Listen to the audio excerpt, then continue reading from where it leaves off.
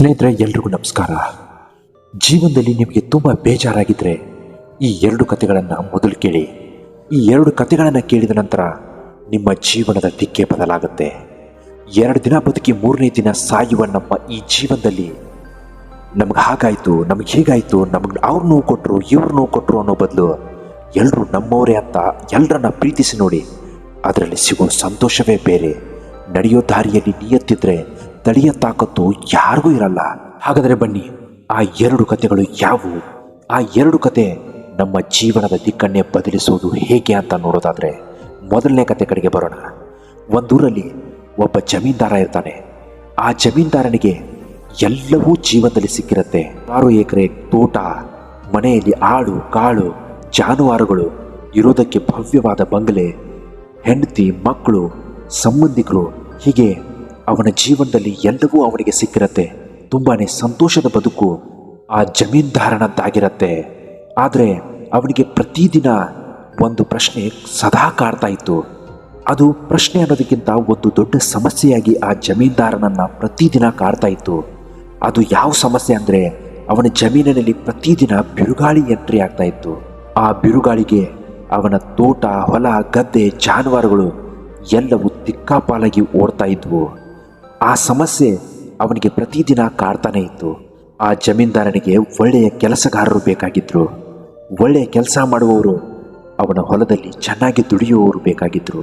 ಆದರೆ ಪ್ರತಿದಿನ ಆ ಜಮೀನ್ದಾರನಿಗೆ ಕಾಡ್ತಾ ಇರೋ ಪ್ರಶ್ನೆಗೆ, ಅವನ ಸಮಸ್ಯೆಗೆ ಯಾವುದೇ ಕಾರಣಕ್ಕೂ ಅವನಿಗೆ ಉತ್ತರ ಕಂಡುಕೊಳ್ಳೋಕ್ಕೆ ಆಗ್ತಾನೆ ಇರಲಿಲ್ಲ. ಯಾಕೆ ಗೊತ್ತಾ? ಯಾಕಂದರೆ ಆ ಜಮೀನಿನಲ್ಲಿ ಕೆಲಸ ಮಾಡೋದಕ್ಕೆ ಯಾರೂ ಮುಂದೆ ಬರ್ತಾ ಇರಲಿಲ್ಲ. ಅವನು ಎಲ್ಲರ ಹತ್ರನೂ ಹೇಳಿರ್ತಾನೆ, ಒಂದು ಒಳ್ಳೆ ಕೆಲಸಗಾರರು ಬೇಕಾಗಿದ್ದಾರೆ. ನನ್ನ ತೋಟದಲ್ಲಿ ಯಾರು ಚೆನ್ನಾಗಿ ಪ್ರಾಮಾಣಿಕತೆಯಿಂದ ಕೆಲಸ ಮಾಡ್ತಾರೋ ಅವರಿಗೆ ಒಳ್ಳೆಯ ಸಂಬಳವನ್ನು ನೀಡಿ ಅವರಿಗೆ ಇರೋದಕ್ಕೆ ವ್ಯವಸ್ಥೆ ಕೂಡ ಮಾಡ್ತೀನಿ ಅಂತ ಜಮೀನ್ದಾರ ಆ ಊರಿನ ಎಲ್ರಿಗೂ ಹೇಳಿರ್ತಾನೆ. ಆದರೆ ಆ ಜಮೀನ್ದಾರನ ಹೊಲದಲ್ಲಿ ಯಾರೂ ಕೂಡ ಕೆಲಸ ಮಾಡೋದಕ್ಕೆ ಮುಂದೆ ಬರ್ತಾನೆ ಇರಲಿಲ್ಲ. ಒಂದು ದಿನ ಒಬ್ಬ ಹುಡುಗ ಬರ್ತಾನೆ. ನಾನು ನಿಮ್ಮ ಹೊಲದಲ್ಲಿ ಕೆಲಸ ಮಾಡೋದಕ್ಕೆ ತಯಾರಿದ್ದೀನಿ ಅಂತ ಹೇಳ್ತಾನೆ. ಅದಕ್ಕೆ ಜಮೀನ್ದಾರನು, ನೋಡಪ್ಪ, ನೀನೇನೋ ನಮ್ಮ ಹೊಲದಲ್ಲಿ ಕೆಲಸ ಮಾಡೋದಕ್ಕೆ ತಯಾರಿದ್ದೀನಿ ಅಂತ ಬಂದಿದ್ದೀಯಾ, ಆದರೆ ಕೆಲವು ದಿನಗಳಲ್ಲಿ ನೀನು ಕೂಡ ಹೊರಟೋಗ್ತೀಯ. ಯಾಕಂದರೆ ನಮ್ಮ ಹೊಲದಲ್ಲಿ ತುಂಬಾ ಬಿರುಗಾಳಿ ಬರುತ್ತೆ. ಆ ಬಿರುಗಾಳಿಗೆ ಯಾರೂ ಕೂಡ ತಡೆಯೋದಕ್ಕಾಗಲ್ಲ. ನೀನು ಹೇಗೆ ಕೆಲಸ ಮಾಡ್ತೀಯ? ನಿನ್ನಿಂದ ಇದು ಅಸಾಧ್ಯ ಮಗು, ನೀನು ಹೊರಟುಬಿಡು, ನಿನ್ನ ಕೈಯಲ್ಲಿದು ಸಾಧ್ಯ ಇಲ್ಲ ಅಂತಾನೆ. ಅದಕ್ಕೆ ಆ ಹುಡುಗ ಜಮೀನ್ದಾರನಿಗೆ ಒಂದು ಮಾತು ಹೇಳ್ತಾನೆ, ಗೌಡ್ರೆ, ನಿಮ್ಮ ತೋಟದಲ್ಲಿ ಯಾವಾಗ ಬಿರುಗಾಳಿ ಬರುತ್ತೋ ಆಗ ನೀವು ನನಗೆ ಯಾವತ್ತಿಗೂ ಡಿಸ್ಟರ್ಬ್ ಮಾಡಬಾರ್ದು. ಹೀಗೆ ಆ ಹುಡುಗ ಗೌಡ್ರಿಗೆ ಹೇಳ್ತಾನೆ. ಅದಕ್ಕೆ ಜಮೀನ್ದಾರರು, ಏನೋ ಹುಡುಗ ಬಂದಿದ್ದಾನೆ, ಇವನ ಕೈಲಿ ಏನಾಗುತ್ತೋ ನೋಡೇ ಬಿಡೋಣ ಅಂತ ಅವನನ್ನು ಕೆಲಸಕ್ಕೆ ತಗೋತಾನೆ. ಬಿರುಗಾಳಿ ಬಂದ ತಕ್ಷಣ ಆ ಜಮೀನ್ದಾರ ಹೊಲದ ಕಡೆಗೆ ಬರ್ತಾನೆ. ಜೋರಾದ ಬಿರುಗಾಳಿ. ಆ ಜಮೀನ್ದಾರನಿಗೆ ಏನು ಮಾಡಬೇಕು ಅನ್ನೋದೇ ದಿಕ್ಕು ತೋಚೋದಿಲ್ಲ. ಆಗ ಆ ಹುಡುಗನನ್ನು ಹುಡುಕ್ತಾನೆ. ಹುಡುಗ ಒಂದು ರೂಮ್ನಲ್ಲಿ ಹೋಗಿ ಮಲ್ಕೊಂಡಿರ್ತಾನೆ. ಅವನನ್ನು ಹೋಗಿ ಎಬ್ಸೋದಕ್ಕೆ ಅಂತ ಬಾಗಿಲು ತಡಿತಾನೆ. ಒಳಗಡೆಯಿಂದ ಆ ಹುಡುಗ ಬಂದು ಬಾಗಿಲು ತೆಗಿತಾನೆ. ಬಾಗಿಲು ತೆಗೆದ ತಕ್ಷಣ ಗೌಡ್ರಿಗೆ, ಏನು ಗೌಡ್ರಿ ಈಗ ಬಂದಿದ್ದೀರಾ ಅಂತ ಕೇಳ್ತಾನೆ. ಅದಕ್ಕೆ ಗೌಡ್ರು ಏನು ಹೇಳ್ತಾರೆ ಗೊತ್ತಾ? ಏನೋಪ್ಪ, ನೀನೇನು ಮಾಡ್ತಾ ಇದೀಯ ಇಲ್ಲಿ? ಎಷ್ಟೊಂದು ಭಯಂಕರವಾಗಿದೆ ಆ ಬಿರುಗಾಳಿ, ನೀನು ನೋಡಿದರೆ ನಿಶ್ಚಿಂತೆಯಾಗಿ ಮಲಗಿದ್ದೀಯಲ್ಲ ಅಂತಾನೆ. ಆ ಜಮೀನ್ದಾರನ ಮಾತನ್ನು ಕೇಳಿದ ಆ ಹುಡುಗ ಏನು ಹೇಳ್ತಾನೆ ಗೊತ್ತಾ? ಗೌಡ್ರೆ, ನಾನು ನಿನ್ನೆನೇ ನಿಮಗೆ ಹೇಳಿದ್ದೆ, ನಿಮ್ಮ ತೋಟದಲ್ಲಿ ಯಾವಾಗ ಬಿರುಗಾಳಿ ಬರುತ್ತೋ ಆಗ ನನಗೆ ನೀವು ಯಾವತ್ತೂ ಡಿಸ್ಟರ್ಬ್ ಮಾಡಬಾರ್ದು. ನಿಮ್ಮ ಹೊಲದಲ್ಲಿ ಯಾವಾಗ ಬಿರುಗಾಳಿ ಬರುತ್ತೋ ಆಗ ನಾನು ನಿದ್ರೆಗೆ ಜಾರಿಬಿಡ್ತೀನಿ ಅಂತಾನೆ. ಆ ಹುಡುಗನ ಮಾತನ್ನು ಕೇಳಿದ ಆ ಜಮೀನ್ದಾರ, ನೀನೆಂತಹ ಬೇಜವಾಬ್ದಾರಿ ಹುಡುಗ, ನಿನಗೆ ಸ್ವಲ್ಪನೂ ಬುದ್ಧಿ ಇಲ್ಲ. ಇಲ್ಲಿ ಬಿರುಗಾಳಿ ಅಂತ ನಾನು ಒದ್ದಾಡ್ತಾ ಇದ್ರೆ ನೀನು ನಿದ್ದೆ ಮಾಡ್ತೀಯ, ಹಾಳಾಗಿ ಹೋಗು ಅಂತ. ಜಮೀನ್ದಾರರು ಬಿರುಗಾಳಿಯಿಂದ ಏನು ನಷ್ಟ ಆಗಿದೆಯಾ ಅಂತ ನೋಡೋದಕ್ಕೆ ತೋಟದ ಕಡೆಗೆ ಬರ್ತಾರೆ. ಆದರೆ ಅಲ್ಲಿ ನೋಡಿದರೆ ದೃಶ್ಯವೇ ಬೇರೆಯಾಗಿರುತ್ತೆ. ಆ ತೋಟದಲ್ಲಿ ಎಲ್ಲವೂ ಅಚ್ಚುಕಟ್ಟಾಗಿರುತ್ತೆ. ಯಾವ ಸ್ಥಳದಲ್ಲಿ ಏನಿರಬೇಕು ಅದೆಲ್ಲವೂ ಇದ್ದೇ ಇರುತ್ತೆ. ಬೆಳೆಗಳಿಗೆ ಚೆನ್ನಾಗಿ ನೀರು ಹಾಯಿಸಿರ್ತಾನೆ ಆ ಹುಡುಗ. ಜಾನುವಾರುಗಳನ್ನು ಸರಿಯಾಗಿ ಕಟ್ಟಿರ್ತಾನೆ. ಯಾವ ಸಮಯದಲ್ಲಿ ಏನು ಮಾಡಬೇಕೋ ಅದೆಲ್ಲವನ್ನ ಮಾಡಿ ಪ್ರತಿದಿನ ಚಲ್ಲಾಪಿಲ್ಲಿಯಾಗಿ ಬೀಳ್ತಿದ್ದ ವಸ್ತುಗಳೆಲ್ಲವೂ ಆ ಹುಡುಗ ಅಚ್ಚುಕಟ್ಟಾಗಿ ಮೊದಲೇ ತನ್ನ ಕೋಣೆಯಲ್ಲಿ ಇಟ್ಕೊಂಡಿರ್ತಾನೆ. ಯಾವುದೇ ಕಾರಣಕ್ಕೂ ಎಂತಹ ಬಿರುಗಾಳಿ ಬಂದರೂ ತೋಟದಲ್ಲಿ ಯಾವುದೇ ಹಾನಿ ಉಂಟಾಗಬಾರ್ದು ಅಂತ ಮುಂದಾಲೋಚನೆಯಿಂದ ಆ ಹುಡುಗ ಎಲ್ಲವನ್ನ ಅಚ್ಚುಕಟ್ಟಾಗಿ ಇಟ್ಟಿರ್ತಾನೆ. ಇದನ್ನು ನೋಡಿದ ಆ ಜಮೀನ್ದಾರನಿಗೆ ತುಂಬಾ ಖುಷಿಯಾಗತ್ತೆ. ಈ ಕತೆ ಕೇಳಿದ ನಂತರ ನಿಮಗೆ ತುಂಬಾ ಆಶ್ಚರ್ಯವಾಗಬಹುದು. ಈ ಕಥೆಯಲ್ಲಿ ಅಂಥದ್ದೇನು ಸಂದೇಶ ಇದೆ ಅಂತ. ಇದೆ, ತುಂಬಾ ಒಳ್ಳೆಯ ಸಂದೇಶ ಇದೆ ಸ್ನೇಹಿತರೆ. ಆ ಹುಡುಗ ಮೊದಲೇ ಅಚ್ಚುಕಟ್ಟಾಗಿ ಮಾಡಿದ್ರಿಂದ ಯಾವುದೇ ಅನಾಹುತಗಳು ಆಗಲಿಲ್ಲ, ಯಾವುದೇ ಅಹಿತಕರ ಘಟನೆಗಳು ಆಗಲಿಲ್ಲ. ಇದಕ್ಕೂ ಮುಂಚೆ ಆ ಜಮೀನ್ದಾರ ಯಾವ ಕೆಲಸ ಮಾಡಬೇಕೋ ಆ ಕೆಲಸವನ್ನು ಸರಿಯಾಗಿ ಮಾಡ್ತಾ ಇರಲಿಲ್ಲ. ಎಲ್ಲಂದರಲ್ಲಿ ಜಾನುವಾರುಗಳು ತಿರುಗಾಡ್ತಾ ಇದ್ವು, ಎಲ್ಲಂದರಲ್ಲಿ ಎಲ್ಲ ವಸ್ತುಗಳು ಬೀಳ್ತಾ ಇದ್ವು. ಅದರಿಂದ ಬಿರುಗಾಳಿ ಬಂದ ಮೇಲೆ ಆ ಜಾನುವಾರುಗಳ ವ್ಯವಸ್ಥೆ ಕೂಡ ಆಗ್ತಾ ಇರಲಿಲ್ಲ. ಆಮೇಲೆ ಆ ಎಲ್ಲ ವಸ್ತುಗಳು ಕೂಡ ದಿಕ್ಕಾಪಾಲಾಗಿ ಹೋಗಿ ಬೀಳ್ತಾ ಇದ್ವು. ಸ್ನೇಹಿತರೆ, ಅಷ್ಟೇ ಅಲ್ಲ, ಬೆಳೆಗಳಿಗೆ ಸರಿಯಾಗಿ ನೀರು ಹಾಯಿಸದೇ ಇದ್ದರೆ ಎಲ್ಲವೂ ನಾಶವಾಗಿ ಬಿಡುತ್ತೆ. ಆದ್ದರಿಂದ ಆ ಹುಡುಗ ಸರಿಯಾದ ಸಮಯದಲ್ಲಿ ಮಾಡಬೇಕಾದ ಕೆಲಸಗಳನ್ನು ಅಚ್ಚುಕಟ್ಟಾಗಿಯೇ ಮಾಡಿ ಮುಗಿಸಿದ್ದ.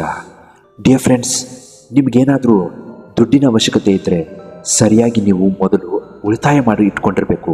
ಯಾರು ಸರಿಯಾದ ಚೌಕಟ್ಟಿನಲ್ಲಿ, ಸರಿಯಾದ ದುಡಿಮೆಯಲ್ಲಿ, ಮುಂಜಾಗರೂಕತೆಯಿಂದ ದುಡಿಮೆಯಲ್ಲಿ ಉಳಿತಾಯ ಮಾಡಿಟ್ಕೊಂಡಿರ್ತಾರೋ ಅವರಿಗೆ ಯಾವತ್ತಿಗೂ ದುಡ್ಡಿನ ಅವಶ್ಯಕತೆ ಬರೋದಿಲ್ಲ, ಯಾವತ್ತಿಗೂ ಸಮಸ್ಯೆ ಉಂಟಾಗೋದಿಲ್ಲ. ಸೊ ಡಿಯರ್ ಫ್ರೆಂಡ್ಸ್, ಯಾವುದೇ ಕಾರಣಕ್ಕೂ ಬದುಕಿನಲ್ಲಿ ಮುಂದಾಲೋಚನೆ ಇರಬೇಕು. ನಮಗೆ ಯಾವುದೇ ಅಹಿತಕರ ಘಟನೆಗಳು ನಡೆಯಬಾರದೆಂಬ ಆಸೆ ಇರುತ್ತೆ. ಆದರೆ ಅಂತಹ ಯಾವುದೇ ಘಟನೆಗಳು ನಡೀಬಾರ್ದು ಅಂದರೆ ನೀವು ಮೊದಲನೇದಲೇ ಜಾಗರೂಕತರಾಗಿರಬೇಕು. ಪರೀಕ್ಷೆಗೆ ಸರಿಯಾಗಿ ತಯಾರಾಗಿರಬೇಕು ಅಂದರೆ ಯಾರು ಪ್ರತಿದಿನ ಅಭ್ಯಾಸಗಳನ್ನು ನಿರಂತರವಾಗಿ ಮಾಡ್ತಾ ಹೋಗ್ತಾರೋ ಅವರು ಯಾವತ್ತಿಗೂ ನಾಳೆ ಇರುವ ಪರೀಕ್ಷೆಗೆ ಇವತ್ತು ನಿದ್ದೆಯನ್ನು ಬಿಟ್ಟು ಜಾಗರಣೆ ಮಾಡುವಂತಹ ಅವಶ್ಯಕತೆ ಇಲ್ಲ. ಈ ಕಥೆ ಮುಖಾಂತರ ನಾವು ಹೇಳಲು ಬಯಸುವುದೇನೆಂದರೆ, ಯಾವುದೇ ಕಾರಣಕ್ಕೂ ನಾಳೆ ಮಾಡುವ ಕೆಲಸಕ್ಕೆ ಮೊದಲಿನಿಂದಲೂ ಪ್ರಯತ್ನವನ್ನು ಮಾಡ್ತಾನೆ ಇರಬೇಕು. ಆಗಲೇ ನೀವು ಜಗತ್ತಿನಲ್ಲಿ ಅಸಾಮಾನ್ಯವಾದದ್ದನ್ನು ಸಾಧಿಸಲು ಸಾಧ್ಯ ಆಗತ್ತೆ. ಇದ್ರೆ ಪ್ರತಿಯೊಬ್ಬರ ಜೀವನದಲ್ಲಿ ಬಿರುಗಾಳಿ ಬಂದೇ ಬರುತ್ತೆ. ಅದು ಬರಲ್ಲ ಅಂತ ಅಲ್ಲ, ಇವತ್ತು ಬರದೇ ಇದ್ದರೆ ನಾಳೆ ಬರುತ್ತೆ, ನಾಳೆ ಬರದೇ ಇದ್ದರೆ ನಾಡಿದ್ದು ಕೂಡ ಬಂದೇ ಬರುತ್ತೆ. ಹೀಗೆ ಪ್ರತಿಯೊಬ್ಬರ ಜೀವನದಲ್ಲೂ ಒಂದಲ್ಲ ಒಂದು ದಿನ ಬಿರುಗಾಳಿ ಬಂದೇ ಬರುತ್ತೆ. ಡಿಯರ್ ಫ್ರೆಂಡ್ಸ್, ಒಂದಲ್ಲ ಒಂದು ದಿನ ಬರುವಂತಹ ಬಿರುಗಾಳಿಗೆ ನಾವು ಇವತ್ತಿಗೆ ಸನ್ನದ್ಧರಾಗಿರಬೇಕು. ಅದೆಲ್ಲವನ್ನ ಎದುರಿಸೋದಕ್ಕೆ ನಾವು ಸಜ್ಜಾಗಿ ನಿಂತಿರಬೇಕು. ಜೀವನದಲ್ಲಿ ಅಂತೆಯೇ ದುಃಖ, ಕಷ್ಟ, ನೋವು, ನಲಿವು, ಸಮಸ್ಯೆಗಳು ಎಲ್ಲವೂ ಇದ್ದದ್ದೇ. ಅವುಗಳನ್ನು ಸರಿಯಾಗಿ ಎದುರಿಸೋದಕ್ಕೆ ನಾವು ಪ್ರತಿದಿನ ಸಿದ್ಧರಾಗಿರಬೇಕು. ಆಗಲೇ ನಮಗೆ ಯಾವುದೇ ಸಂಕಷ್ಟಗಳ ಭಾರ ಅನಿಸೋದಿಲ್ಲ, ಯಾವುದೇ ಸಮಸ್ಯೆಗಳನ್ನು ಎದುರಿಸೋದಕ್ಕೆ ಕಷ್ಟ ಅನಿಸೋದಿಲ್ಲ. ಇನ್ನು ಎರಡನೇ ಕತೆ ಕಡೆಗೆ ನೋಡೋದಾದರೆ, ಒಬ್ಬ ಮಹಿಳೆ ತುಂಬಾ ಶ್ರೀಮಂತಳು, ತುಂಬಾ ಪ್ರಾಮಾಣಿಕತೆ, ಅಂತೆಯೇ ಅವಳ ಗಂಡ ಕೂಡ ಅಷ್ಟೇ ಪ್ರಾಮಾಣಿಕ. ಇಬ್ಬರ ನಡುವೆ ತುಂಬಾ ಅನ್ಯೋನ್ಯತೆ ಇತ್ತು. ತುಂಬಾ ಸಂತೋಷದಿಂದ ಜೀವನವನ್ನು ಸಾಗಿಸ್ತಾ ಇರತ್ತೆ ಆ ಕುಟುಂಬ. ಆ ಮಹಿಳೆ ಒಂದು ದಿನ ಒಬ್ಬ ಹಿರಿಯ ಸನ್ಯಾಸಿ ಹತ್ರ ಬರ್ತಾಳೆ. ಆ ಸನ್ಯಾಸಿಗಳ ಹತ್ರ ಬಂದು ಏನು ಕೇಳ್ತಾಳೆ, ಆದರೆ ಇದ್ದಕ್ಕಿದ್ದ ಹಾಗೆ ನನ್ನ ಗಂಡ ನನ್ನನ್ನು ಪ್ರೀತಿಸೋದನ್ನು ಬಿಟ್ಟೇ ಬಿಟ್ಟರು. ನನ್ನ ಮೇಲೆ ಯಾವಾಗಲೂ ರೇಗಾಡ್ತಾ ಇರ್ತಾರೆ. ಮೊದಲಿನ ತರಹ ಅವರು ನನ್ನನ್ನು ಪ್ರೀತಿ ಮಾಡ್ತಾ ಇಲ್ಲ. ಮೊದಲನೇ ತರಹ ನನ್ನ ಜೊತೆ ಅವರು ಮಾತಾಡ್ತಾನೂ ಇಲ್ಲ. ಯಾವಾಗ ನೋಡಿದ್ರು ನನ್ನ ಮೇಲೆ ಕೋಪ ಮಾಡ್ಕೊಳ್ಳೋದು, ನನ್ನ ಕಂಡ್ರೆ ಯಾವತ್ತಿಗೂ ಮುಖ ತಿರುಗಿಸೋದು, ನನ್ನನ್ನು ನೋಡ್ತಾ ಇದ್ರೆ ಯಾವತ್ತಿಗೂ ನನ್ನ ಕಡೆಗೆ ನೋಡಿ ರೇಗಿಸ್ತಾ ಇರ್ತಾರೆ. ಯಾಕೆ ಹೀಗೆ? ಮೊದಲು ನನ್ನನ್ನು ನೋಡಿದರೆ ತಬ್ಕೋತಾ ಇದ್ರು, ಚೆನ್ನಾಗಿ ಮಾತಾಡ್ತಾ ಇದ್ರು, ನನ್ನ ಜೊತೆ ಕಷ್ಟ ಸುಖಗಳನ್ನು ಹಂಚಿಕೊಂಡು ನನ್ನನ್ನು ಯಾವಾಗಲೂ ನಗಿಸ್ತಾ ಇದ್ರು. ಇಂತಹ ನನ್ನ ಗಂಡ ಒಮ್ಮೆಲೆ ಹೀಗಾಗೋದಕ್ಕೆ ಕಾರಣ ಏನು? ನನ್ನ ಮೇಲಿನ ಪ್ರೀತಿ ಕಡಿಮೆಯಾಗೋದಕ್ಕೆ ಏನು ಕಾರಣ ಇರ್ಬೋದು ಅಂತ ನನಗೆ ಸ್ವಲ್ಪನೂ ಅರ್ಥ ಆಗ್ತಾ ಇಲ್ಲ ಗುರುಗಳೇ. ದಯವಿಟ್ಟು ಇದಕ್ಕೆ ಯಾವುದಾದ್ರೂ ಒಂದು ಉಪಾಯ ಹೇಳ್ತೀರಾ ಅಂತ ಇರ್ತಾರೆ. ಅದಕ್ಕೆ ಗುರುಗಳು ಹೇಳ್ತಾರೆ, ಸ್ವಲ್ಪ ದಿನ ಕಾಯಿ, ಎಲ್ಲವೂ ಸರಿಯಾಗತ್ತೆ. ಅದಕ್ಕೆ ಆ ಮಹಿಳೆ ಏನು ಹೇಳ್ತಾಳೆ ಗೊತ್ತಾ? ಇಲ್ಲ ಗುರುಗಳೇ, ನಾನು ಸುಮಾರು ದಿನಗಳನ್ನು ವೇಟ್ ಮಾಡಿದೆ, ಆದರೆ ನನ್ನ ಕೈಲೀಗ ಆಗ್ತಾ ಇಲ್ಲ. ಆ ನನ್ನ ಗಂಡ ಯಾವತ್ತಿಗೂ ಬದಲಾಗ್ತಾರೆ ಅಂತ ನನಗನ್ನಿಸ್ತಾ ಇಲ್ಲ. ನೀವು ತುಂಬಾ ಬುದ್ಧಿವಂತರು, ತುಂಬಾ ತಪಸ್ವಿ ಮಾಡಿದವರು. ನಿಮ್ಮ ಹತ್ರ ಇರುವ ಅನುಭವ ನಮಗೆ ಸಾಸಿವೆ ಕಾಳಿನಷ್ಟು ಇಲ್ಲ. ನಿಮ್ಮ ಬಳಿ ಯಾವುದಾದ್ರೂ ಒಂದು ಔಷಧಿ ಇದ್ದರೆ ದಯವಿಟ್ಟು ನನಗೆ ಅದನ್ನು ಕೊಡಿ. ನನ್ನ ಗಂಡನಿಗೆ ಅದನ್ನು ಕೊಡ್ತೀನಿ. ನನ್ನ ಗಂಡ ಚೇಂಜ್ ಆಗಬೇಕು. ನನ್ನ ಗಂಡ ಮೊದಲ ತರಹ ಆಗಬೇಕು. ಮೊದಲಿನ ಪ್ರೀತಿ ನನಗೆ ಮೊದಲು ಸಿಗಬೇಕು. ನನ್ನ ಗಂಡನಿಂದ ನನಗೆ ಯಾವುದೇ ತೊಂದರೆ ಆಗಬಾರ್ದು. ನನ್ನ ಗಂಡ ಯಾವತ್ತಿಗೂ ಕೋಪ ಮಾಡ್ಕೋಬಾರ್ದು. ಅಂತಹ ಔಷಧಿ ನಿಮ್ಮಲ್ಲಿದ್ದರೆ ದಯವಿಟ್ಟು ನನಗೆ ಕೊಡ್ತೀರಾ ಅಂತಾನೆ. ಆಗ ಗುರುಗಳು ಏನು ಹೇಳ್ತಾರೆ ಗೊತ್ತಾ? ಇದೆ, ನೀನು ಕೇಳ್ತಾ ಇರೋ ಔಷಧಿ ನನ್ನ ಹತ್ರ ಇದೆ. ಆದರೆ ಆ ಔಷಧಿಯನ್ನು ಪಡಿಬೇಕು ಅಂದರೆ ನೀನು ಒಂದು ಕೆಲಸ ಮಾಡಬೇಕು. ಅದಕ್ಕೆ ಮಹಿಳೆ ತುಂಬಾ ಸಂತೋಷದಿಂದ ಕೇಳ್ತಾಳೆ, ಗುರುಗಳೇ, ನನ್ನ ಗಂಡ ನನ್ನ ಜೊತೆ ಮಾತಾಡಬೇಕು, ನನ್ನ ಜೊತೆ ಚೆನ್ನಾಗಿರಬೇಕು, ನಗ್ನಗ್ತಾ ಇರಬೇಕು, ಯಾವತ್ತಿಗೂ ಕೋಪ ಮಾಡ್ಕೋಬಾರ್ದು ಅಂದರೆ ನೀವು ಹೇಳುವ ಯಾವುದೇ ಕೆಲಸವನ್ನು ನಾನು ಮಾಡಬಲ್ಲೆ. ಹೇಳಿ, ನೀವು ಯಾವ ಕೆಲಸ ಕೇಳ್ತೀರೋ ಅದನ್ನು ನಾನು ಖಂಡಿತವಾಗ್ಲೂ ಮಾಡಿಯೇ ಮಾಡ್ತೀನಿ ಅಂತ ಆ ಮಹಿಳೆ ಗುರುಗಳಿಗೆ ಮಾತು ಕೊಡ್ತಾಳೆ. ಈ ಔಷಧಿಯನ್ನು ಪಡಿಬೇಕಾದ್ರೆ ನೀನು ಹುಲಿಯ ಒಂದು ಕೂದಲನ್ನು ತರಬೇಕು. ಆ ಮಾತನ್ನು ಕೇಳಿದ ಮಹಿಳೆಗೆ ಒಂದು ಕ್ಷಣ ಶಾಕ್ ಆಗುತ್ತೆ. ಆದರೂ ಆ ಮಹಿಳೆ ಗುರುಗಳಿಗೆ ಹೇಳ್ತಾರೆ, ಗುರುಗಳೇ, ಇದೆಂತಹ ಪರೀಕ್ಷೆ ನನಗೆ, ಹುಲಿಯ ಕೂದಲನ್ನು ತರಬೇಕಾ? ಅದು ಅಸಾಧ್ಯವಾದ ಮಾತಲ್ವಾ? ನನ್ನಿಂದ ಅದು ಸಾಧ್ಯನಾ? ಆದರೂ ಕೂಡ ನನ್ನ ಗಂಡನಿಗೋಸ್ಕರ ನಾನು ಏನು ಬೇಕಾದರೂ ಮಾಡಬಲ್ಲೆ, ನಾನು ಯಾವುದೇ ಪರೀಕ್ಷೆಗೆ ಸಿದ್ಧನಾಗಿದ್ದೀನಿ ಅಂತ ಆ ಮಹಿಳೆ ಅಲ್ಲಿಂದ ಎದ್ದು ಹೋಗ್ತಾಳೆ. ಮಾರನೇ ದಿನ ಆ ಹುಲಿಯ ಹತ್ರ ಬರ್ತಾಳೆ. ಹುಲಿಯನ್ನು ನೋಡಿದ ಮೇಲೆ ತುಂಬಾ ಭಯಕ್ಕೊಳ್ತಾಳೆ ಆ ಮಹಿಳೆ. ಅವಳಿಗೆ ತುಂಬಾ ಭಯ ಆಗತ್ತೆ. ಅದೇ ರೀತಿ ಹುಲಿ ಕೂಡ ಆ ಮಹಿಳೆಯನ್ನು ನೋಡಿದ ಮೇಲೆ ತುಂಬಾ ಖರ್ಚನೆ ಮಾಡೋದಕ್ಕೆ ಶುರು ಮಾಡುತ್ತೆ. ಅಲ್ಲಿಂದ ಓಡಿ ಹೋದ ಆ ಮಹಿಳೆ ಮಾರನೇ ದಿನ ಬರ್ತಾಳೆ. ಅವಳನ್ನು ನೋಡಿದ ಹುಲಿ ಮತ್ತೆ ಘರ್ಜನೆ ಮಾಡೋದಕ್ಕೆ ಶುರು ಮಾಡುತ್ತೆ. ಮೂರನೇ ದಿನ ಆ ಮಹಿಳೆ ಏನು ಮಾಡ್ತಾಳೆ ಗೊತ್ತಾ? ಒಂದು ಮಾಂಸದ ತುಂಡನ್ನು ತಗೊಂಡು ಆ ಹುಲಿಯ ಕಡೆಗೆ ಎಸೆದ್ಬಿಡ್ತಾಳೆ. ಹುಲಿ ಅದನ್ನು ತಿಂದು ಆ ಮಹಿಳೆಗೆ ಗುರಾಯಿಸಿ ನೋಡ್ತಾ ಇರುತ್ತೆ. ಆದರೆ ಆ ಹುಲಿ ಆ ಮಹಿಳೆಗೆ ಏನು ಮಾಡ್ತಾ ಇರಲ್ಲ. ನಾಲ್ಕನೇ ದಿನ ಕೂಡ ಆ ಮಹಿಳೆ ಮತ್ತೊಂದು ಮಾಂಸದ ತುಂಡನ್ನು ತಗೊಂಡು ಬರ್ತಾಳೆ. ಆ ಹುಲಿಗೆ ಆ ಮಾಂಸದ ತುಂಡನ್ನು ಎಸಿತಾಳೆ. ಹುಲಿ ಮಾಂಸ ತಿಂದು ಮತ್ತೆ ಸುಮ್ಮನೆ ಕೂತ್ಕೊಂಡ್ಬಿಡುತ್ತೆ. ಆ ಮಹಿಳೆ ಪ್ರತಿದಿನ ಆ ಹುಲಿಗೆ ಮಾಂಸವನ್ನು ತಿನ್ನಿಸ್ತಾ ಆ ಹುಲಿಯ ಹತ್ತಿರಕ್ಕೆ ಹೋಗೋದಕ್ಕೆ ಶುರು ಮಾಡ್ತಾಳೆ. ಆ ಹುಲಿ ಮತ್ತು ಮಹಿಳೆಯ ಸ್ನೇಹ ತುಂಬಾ ಗಟ್ಟಿಯಾಗಿ ತೊಡಗುತ್ತೆ. ಹುಲಿಯ ಸ್ನೇಹವನ್ನು ಮಾಡಿದ ಆ ಮಹಿಳೆ ಹುಲಿಯ ಹತ್ರ ಹೋಗಿ ಅದರ ಕೂದಲು ಮುಖವನ್ನು ಸವರ್ತಾ ನಿಧಾನವಾಗಿ ಕೂದಲನ್ನು ತಗೊಂಡ್ಬಿಡ್ತಾಳೆ. ಕೂದಲನ್ನು ತಗೊಂಡು ಆ ಮಹಿಳೆ ಸನ್ಯಾಸಿಗಳ ಹತ್ರ ಬರ್ತಾಳೆ. ಇವುಗಳೇ, ನೀವು ಹೇಳಿದ ಕೆಲಸವನ್ನು ನಾನು ಮಾಡ್ಕೊಂಡು ಬಂದಿದ್ದೀನಿ. ನೀವು ಹೇಳಿದ ಕೆಲಸ ಆ ಹುಲಿಯ ಕೂದಲನ್ನು ಕಿತ್ಕೊಂಡು ಬರಬೇಕು ಅಂತ, ಅದನ್ನು ನಾನು ಎಷ್ಟು ಕಷ್ಟಪಟ್ಟು ಮಾಡಿದ್ದೀನಿ ಗೊತ್ತಾ? ಅದು ಹೇಳೋದಕ್ಕಾಗಲ್ಲ.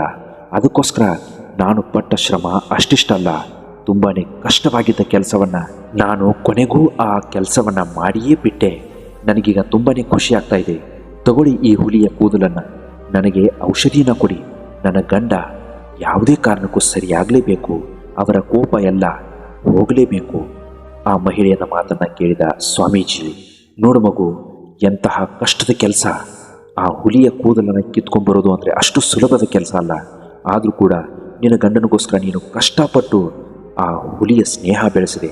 ಇಷ್ಟೊಂದು ಧೈರ್ಯವಂತಳಾದ ನೀನು ಆ ಹುಲಿಯ ಕೋಪವನ್ನೇ ಕಡಿಮೆ ಮಾಡಿ ಹುಲಿಯ ಸ್ನೇಹವನ್ನೇ ಮಾಡಿಬಿಟ್ಟೆಯಲ್ಲ. ಇನ್ನು ಸಾಧಾರಣವಾದ ನಿನ್ನ ಗಂಡನ ಕೋಪ ನಿನ್ನ ಕೈಲಿ ಕಡಿಮೆ ಮಾಡೋಕ್ಕಾಗಲ್ವಾ? ಇದೇ ನೀನು ಮಾಡ್ತಾ ಇರೋ ತಪ್ಪು. ಎಷ್ಟೇ ಕೋಪ ಇರಲಿ, ಅದನ್ನು ನಿಯಂತ್ರಿಸಬೇಕಾಗಿರೋದು ನೀನು. ಎಲ್ಲವೂ ನಿನ್ನ ಕೈಯಲ್ಲೇ ಇದೆ. ಈ ಪ್ರಪಂಚದಲ್ಲಿ ಹುಲಿಯಷ್ಟು ಸಿಂಹದಷ್ಟು ಘೋರ ವ್ಯಾಘ್ರ ಮತ್ತೊಂದಿಲ್ಲ. ಅಂತಹ ಕಠೋರವಾದ ಪ್ರಾಣಿಯ ಕೋಪವನ್ನೇ ನೀನು ಕಡಿಮೆ ಮಾಡಿಬಿಟ್ಟೆ ಅಲ್ಲ. ಇನ್ನು ನಿನ್ನ ಗಂಡ ಯಾವ ಲೆಕ್ಕ? ಹೋಗು, ಎಲ್ಲವೂ ನಿನ್ನ ಕೈಯಲ್ಲೇ ಇದೆ. ಹೀಗೆ ಸ್ವಾಮೀಜಿಗಳು ಮಹಿಳೆಯ ಕಣ್ಣನ್ನು ಧರಿಸ್ತಾರೆ. ಡಿಯರ್ ಫ್ರೆಂಡ್ಸ್, ಈ ಕಥೆಯ ಉದ್ದೇಶ ಏನು ಗೊತ್ತಾ? ಜೀವನದಲ್ಲಿ ಎಂತಹ ಘಟನೆಗಳನ್ನು ನಡೆದರೂ ಅದರಿಂದ ಬೇಜಾರಾಗಬಾರ್ದು. ಅವ್ರು ನನ್ನ ಜೊತೆ ಮಾತಾಡ್ತಾ ಇಲ್ಲ, ಇವ್ರು ನನ್ನ ಜೊತೆ ಮಾತಾಡ್ತಾ ಇಲ್ಲ, ಅವ್ರು ಯಾವುದೇ ಕಾರಣಕ್ಕೂ ನನ್ನನ್ನು ಬಿಟ್ಟು ಹೋದ್ರು ಅಂತ ಯಾರ ಮೇಲೇನೂ ಗೂಬೆ ಕೂರಿಸ್ಬೇಡಿ. ಯಾವ ಕಾರಣಕ್ಕೋಸ್ಕರ ಆ ಘಟನೆ ನಡೆಯಿತು ಅಂತ ಮೊದಲು ತಿಳ್ಕೊಳ್ಳಿ. ನಿಮ್ಮಿಂದ ಎಲ್ಲವೂ ಸಾಧ್ಯ. ನೀವು ಏನು ಬೇಕಾದರೂ ಸಾಧಿಸಲು ಸಾಧ್ಯ ಇದೆ. ಅದನ್ನು ಮೊದಲು ಮಾಡಿ. ಜೀವನದಲ್ಲಿ ಯಾವುದೇ ಕಾರಣಕ್ಕೂ ಬೇಜಾರಾಗಿ ಮನಸ್ಸನ್ನು ನೊಂದಿಸ್ಕೋಬೇಡಿ. ನಿಮ್ಮ ಜೀವನದಲ್ಲಿ ಸರಿಯಾದ ನಿರ್ಧಾರಗಳನ್ನು ತಗೊಳ್ಳಿ. ಸ್ವಲ್ಪ ತಾಳ್ಮೆಯಿಂದ ತಗೊಳ್ಳಿ. ತಾಳ್ಮೆಯಿಂದ ಕೆಲಸ ಮಾಡಿ. ಶ್ರದ್ಧೆಯಿಂದ ಭಕ್ತಿಯಿಂದ ನೀವು ದುಡಿಯಿರಿ. ಅದಕ್ಕೆ ತಕ್ಕುದಾದ ಪ್ರತಿಫಲ ಭಗವಂತ ನಿಮಗೆ ಕೊಟ್ಟೇ ಕೊಡ್ತಾರೆ. ಇಂತಹ ಮತ್ತಷ್ಟು ಮೋಟಿವೇಶನಲ್ ವಿಡಿಯೋಗಳಿಗೋಸ್ಕರ ನಮ್ಮ ಚಾನಲ್ನ ದಯವಿಟ್ಟು ನೀವು ಸಬ್ಸ್ಕ್ರೈಬ್ ಮಾಡ್ಕೊಳ್ಳೋದನ್ನು ಮಾತ್ರ ಮರಿಬೇಡಿ. ನಮಸ್ಕಾರ, ಎಲ್ರಿಗೂ ಒಳ್ಳೆಯದಾಗಲಿ.